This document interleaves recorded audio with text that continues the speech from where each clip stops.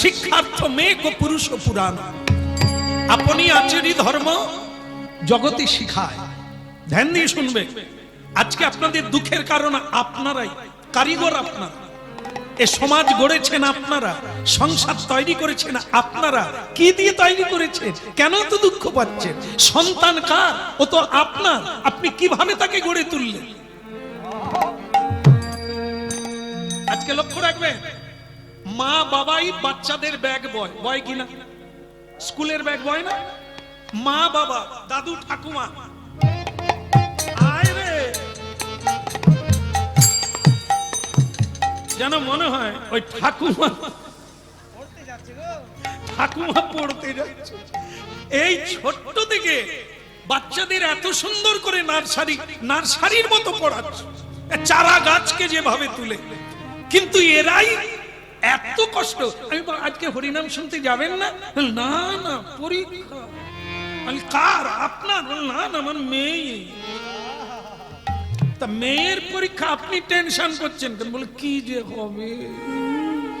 আমি মেয়ে কোথা? বলে সে ঘরে। ঘরে একবার জানালা দিয়ে দেখবেন, সে সমানে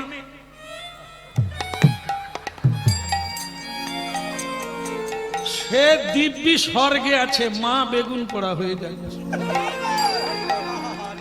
মা বাবা না খেয়ে, না দেখে, না শুনে কি যে হবে। আরে তোমার তো পরীক্ষা নয়, যার পরীক্ষা সে টেনশন করবে, সে পড়ায় মুখ গুজে দিয়ে, সে তো গুজে দিয়ে বসে আছে। হ্যালো বিনো, পরীক্ষা চলছে, কানেকশন হয়ে গেছে। আর এরা বেগুন পড়া, পরীক্ষার সময় বেগুন পোড়া খায় না। এ মা বাবা বেগুন নিজে পড়া হয়ে যায়। একটু বুঝেন বুঝেন বুঝেন।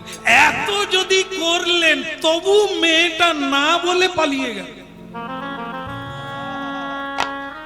আপনাদের বোধহয় এখানে ওইরকম চাল নাই। হায় সর্বনাশ, এখানেও তাই। আমি ভাবি আমাদের ওখানটাই বোধহয় খারাপ হয়ে গেল।